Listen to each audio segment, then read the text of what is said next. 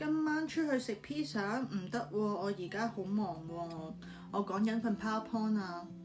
我再唔砌好呢個 report，我死硬㗎啦！我做完仲要 check 真啲有冇嘢錯。你真係好想食，一係我哋 weekend 去啦，不過你 book 台喎。我而家要快啲搞掂，然後 email 啲嘢俾我 team head。上次我唔記得 attach 啲 raw data files 俾佢，搞到佢 present 嗰時俾老闆一問到啲 detail 嘢咧就口啞啞。之後仲要賴晒我，正 cheap 精嚟㗎，好 cheap 㗎佢。